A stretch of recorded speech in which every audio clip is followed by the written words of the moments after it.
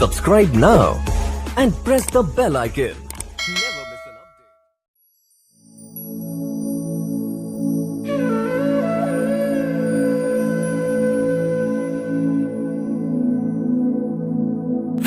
तो जी, जय श्री कृष्णा, जय श्री राधे।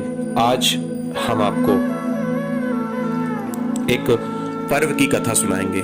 ये है मकर संक्रांति का पुण्य पर्व। जैसा कि कल मकर संक्रांति थी और हरिद्वार, जहां हमारा ललता आश्रम है,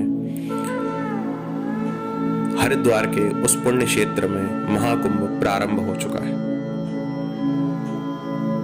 कोरोना काल के कारण ज्यादा भीड़ तो नहीं हो पाई, लेकिन फिर भी मकर संक्रांति एक विशेष पुण्य पर्व है।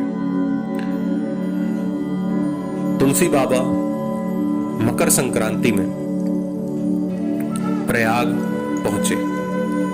मकर संक्रांति का पर्व है तो कुछ दिन तक वहीं रहे। देखिए, आज हम शादियां होते देखते हैं। कुछ घंटों में ही अंगूठी पहनाई, फेरे लिए, शादी हो गई। कुछ घरों में 2 दिन में सारे कार्यक्रम हो जाते हैं, लेकिन पहले ऐसा नहीं होता था। आज से 50-60 साल पहले आप जाएंगे, कई घरों में तो आज भी 5 दिन 7 दिन लगातार प्रोग्राम चलते थे। पर्व की तरह विवाह आदि को मनाया जाता था।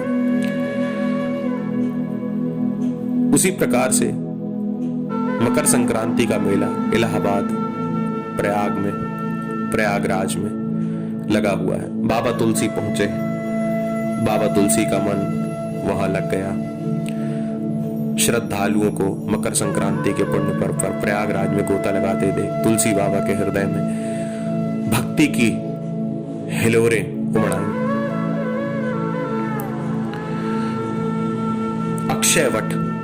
अक्षयवट का दर्शन तुलसी बाबा ने प्रयागराज में किया। वहां उन्हें 2 परम तेजस्वी मुनि दिखाई पड़े। तुलसी बाबा ने उन तेजस्वी मुनियों को दूर से ही प्रणाम किया, हाथ जोड़कर उनके सामने खड़े हो गए। उनमें से एक महात्मा ने हाथ से इशारा किया, बालक इधर आओ। वे समीप गए, उन्हें बैठने के लिए आसन दिया। तुलसी बाबा को आसन दिया। तुलसी बाबा ने सम्मान पूर्वक उस आसन को प्रणाम किया, पर उस आसन पर बैठे नहीं। उस आसन को समेट करके वे अपने आप को एक भक्त के रूप में प्रस्तुत करते हुए उस आसन को सम्मान सहित समेट करके प्रणाम करते हुए जमीन पर ही बैठ गए। तुलसी बाबा ने उन दोनों परम तेजस्वी मुनियों को अपना परिचय दिया कि मैं तुलसी हूं। उन दोनों महात्माओं ने भी जब अपना परिचय दिया तो तुलसी बाबा अपने आप को कृतकृत्य मानने लगे। ये थे श्री याज्ञवल्क्य जी और श्री भरद्वाज जी। तुलसीदास जी को पता चला, ज्ञात हुआ कि याज्ञवल्क्य जी और भरद्वाज जी यहां कथा कह रहे हैं और सुन रहे हैं, तो उन्हें बोध हुआ कि मेरे गुरु, उन्होंने भी मुझे यही कथा सुनाई थी। याज्ञवल्क्य जी भरद्वाज जी को जो कथा सुना रहे थे, उसमें अपने गुरु की वाणी और अपने गुरु का संदेश और वही परंपरा तुलसी बाबा को ज्ञात हुई। तुलसी बाबा ने याज्ञवल्क्य जी से प्रार्थना की कि प्रभु, इस कथा को, इस राम कथा को जो आप भरद्वाज जी को सुना रहे हैं, मैंने भी इसे अपने गुरु से सुना था, पर मैं ये जानना चाहता हूं कि इसकी उत्पत्ति कैसे हुई थी। तब उन श्रेष्ठ मुनि ने कहा कि इस कथा की परंपरा, इस राम कथा की परंपरा को श्री शिव जी ने रचा था। श्री शिव जी ने रच करके इसे अपने मानस में छिपा रखा था। फिर समय आने पर पार्वती जी को सुनाया और उसके बाद भक्ति देखते हुए उन्हें भक्त जान करके भगवान शिव ने उसे काकभुषुंडी जी को भी सुनाया। उन्हीं काकभूषणी जी से याज्ञवल्क्य जी को प्राप्त हुई। तुलसीदास जी को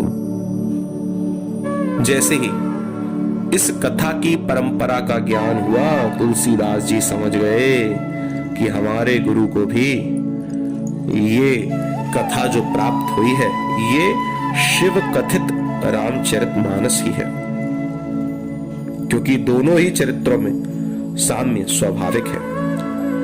इस प्रकार याज्ञवल्क्य और भरद्वाज मुनि के दर्शन करके एवं इनके मुखारविंद से झरती हुई अमृतमयी वाणी को श्रवण करके तुलसी बाबा ने अपने आप को कृतार्थ माना। लेकिन देखिए, दूसरे दिन पुनः जब तुलसी बाबा वहां गए तो ना वह अक्षयवट था और ना वह दोनों मुनि। तो देखिए भैया,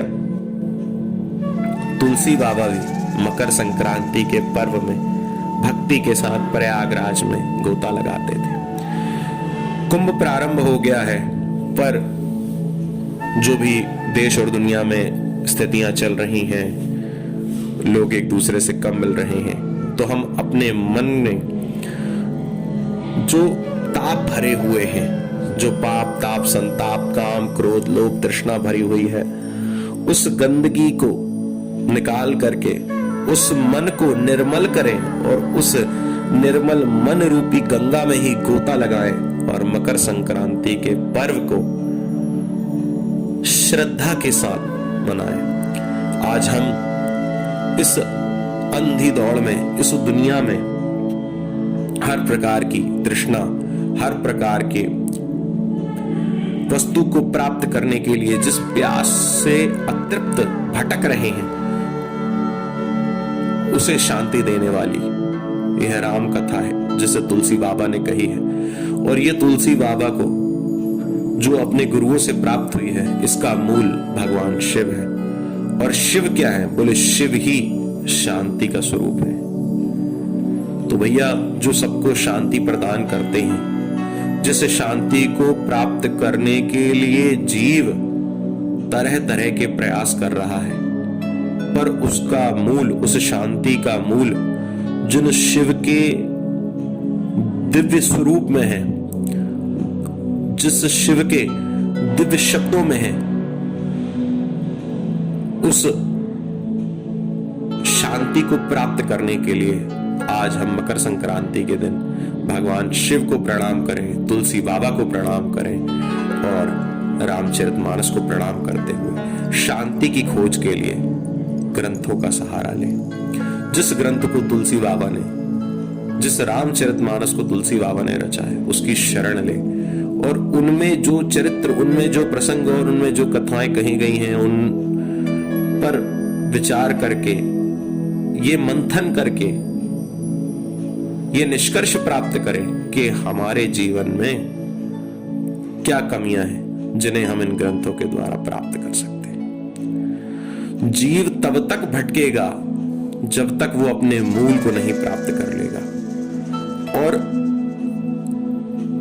कमरे में ताला लगा है, ताला खुलेगा तभी हम कमरे के अंदर प्रवेश करेंगे, पर ताला खुलेगा किससे भैया? चाबी से।